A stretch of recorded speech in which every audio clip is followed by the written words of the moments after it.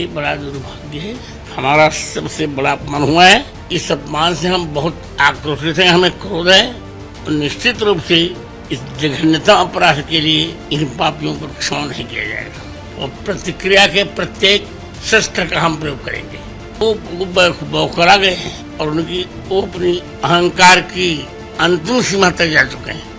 आस्था का केंद्र तिरुपति बालाजी के लड्डू प्रसाद में जिस तरीके से मिलावट का खुलासा हुआ, उससे साधु संतों में काफी आक्रोश है। इस पर बातचीत करने के लिए हमारे साथ पद्म विभूषण जगत गुरु स्वामी रामभद्राचार्य जी महाराज मौजूद हैं।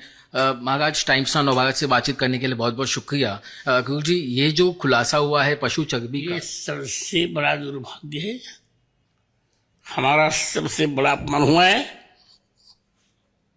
और इस अपमान से हम बहुत आक्रोशित हैं, हमें क्रोध है। हमने सरकार से भी बात की है और हम लोग एक सनातन बोर्ड का गठन करेंगे। उनमें ऐसे लोगों को रखेंगे जो हिंदुत्ववादी होंगे, जो हमारी आस्था से जिन्हें स्नेह होगा, और निश्चित रूप से इस जघन्यतम अपराध के लिए इन पापियों को क्षमा नहीं किया जाएगा। जगन मोहन रेड्डी की सरकार थी तब ये जो है कुकर्म किया गया, पाप किया गया। ऐसे विधर्मियों को, ऐसे सनातन विरोधियों को सजा, क्या ऐसी कोई सजा भी है जो उन्हें दी जा सकती, जिन्होंने सनातन धर्म के साथ खिलवाड़ किया? नहीं, सब कुछ है और प्रतिक्रिया के प्रत्येक शस्त्र का हम प्रयोग करेंगे। गुरुजी, महाराष्ट्र में कई जगहों पर देखा गया कि गणेश मूर्तियों पर हमला किया गया, गणेशोत्सव के द्वारा एक साजिश को अंजाम दिया गया। बहुत बड़ी गलती है, बहुत बड़ा गलत हुआ है।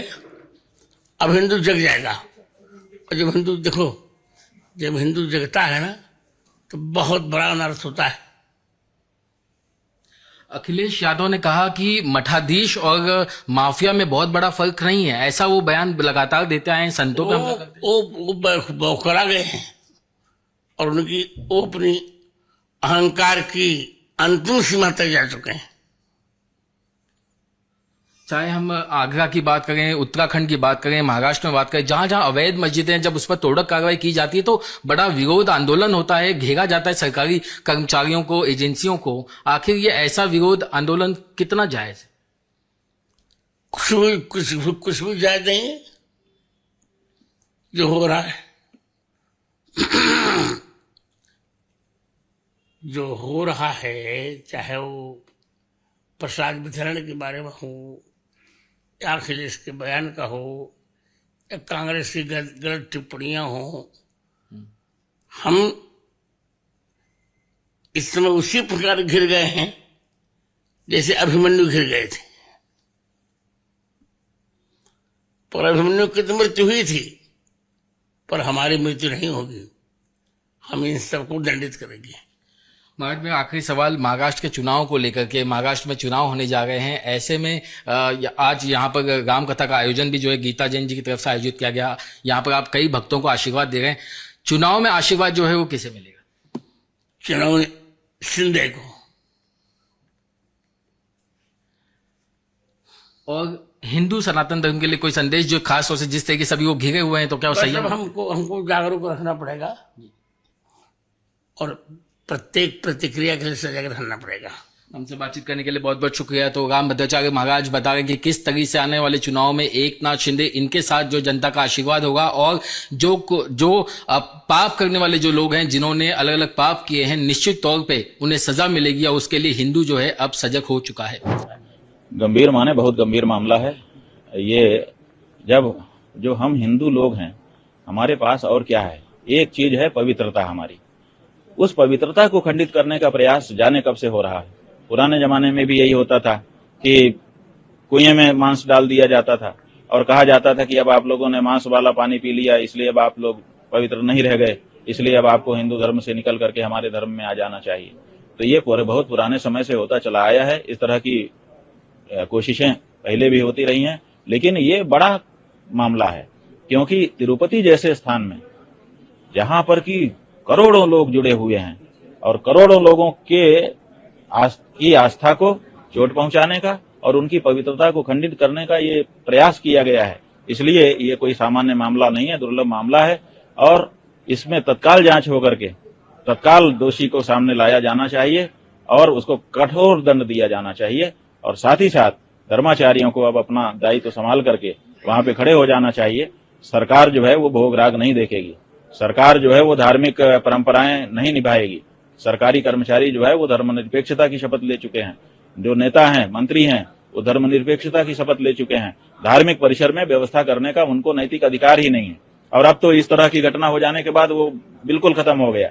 इसलिए अब ये हमारी मांग है पूरे देश के धर्माचार्य खड़े हों और जहां जहां सरकार मंदिरों में आकर के व्यवस्था करने लग गई है, अगर उसको गले का पैसा गिनना है तो वो गिनने दो, उसमें हम ज्यादा नहीं बोलना चाहेंगे। अभी अगर कोई व्यवहारिक व्यवस्था भौतिक व्यवस्था करनी है लोगों के आने जाने की, वो करने दो, लेकिन जो धार्मिक व्यवस्थाएं हैं पूजा की, पाठ की, राग की, भोग की, वो धर्माचार्यों के नियंत्रण में और उनकी देखरेख में ही होनी चाहिए। महाराज जी, तिरुपति बालाजी के लड्डू जिस समय रामलला की प्राण प्रतिष्ठा हुई थी, उस समय यहाँ की कमेटियों ने लड्डू महाराज बनवाया था, तो उसको लेकर क्या? भाई सवाल ये है कि पूरे देश के लोग हमसे पूछ रहे हैं कि हमने भी वो लड्डू खा लिया, अब हम क्या करें, अब हम भी अपवित्र हो गए।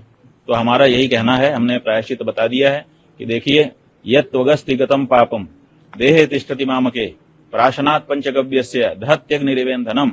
हमारे यहाँ पहले से शास्त्रों ने व्यवस्था दी है कि अगर भूल चूक से कोई दोष शरीर में प्रवेश कर जाए और अस्थि में भी चला जाए, माने पहले रस, रक्त, मांस, मज्जा, मेद, अस्थि ऐसे बनता है, अगर वो हड्डी तक भी पहुंच गया है तब भी पंचगव्य में वो ताकत है। जैसे आग में ईंधन डालने पर ईंधन को आग समाप्त कर देती है, उसी तरह से अगर पंचगव्य का पान कर लिया जाए तो अंदर छुपा हुआ पाप नष्ट हो जाता है। तो पहले तो पंचगव्य का प्राशन करिए और गौ मतदाता बनने का संकल्प लीजिए कि अब हम जब वोट देंगे तो उसी को वोट देंगे जो गौ माता की प्रतिष्ठा के लिए अपने आप को समर्पित कर चुका होगा।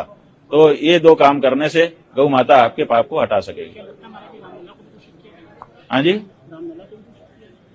रामलला को लड्डू के माध्यम से जिस तरीके से मामला, देखिए ये तो कोशिश तो है ही है। अब तो ये बात साफ आ गई ना कि ये कोई षड्यंत्र है जो हिंदुओं की पवित्रता को खंडित करने के लिए प्रयास कर रहा है और उसको सरकारें और अधिकारी बढ़ावा दे रहे हैं।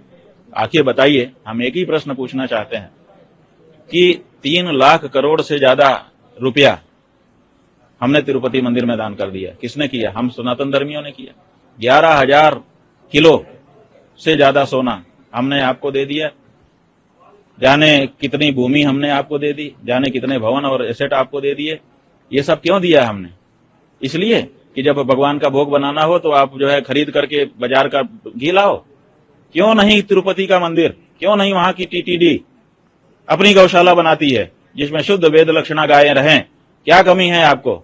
आप उनको रखिए, जितनी संख्या की जरूरत हो उतनी संख्या में रखिए और उनका दूध हो, उससे घी निकाला जाए और उस घी से भगवान का लड्डू बने और पूरे देश में वितरित हो। आपके पास सामर्थ्य होते हुए भी अगर आप नहीं करते हैं तो बहुत बड़ा दोष ये होता है। इसलिए हमारी ये मांग है कि अब तिरुपति के खजाने को गौ रक्षा के लिए खोलना पड़ेगा।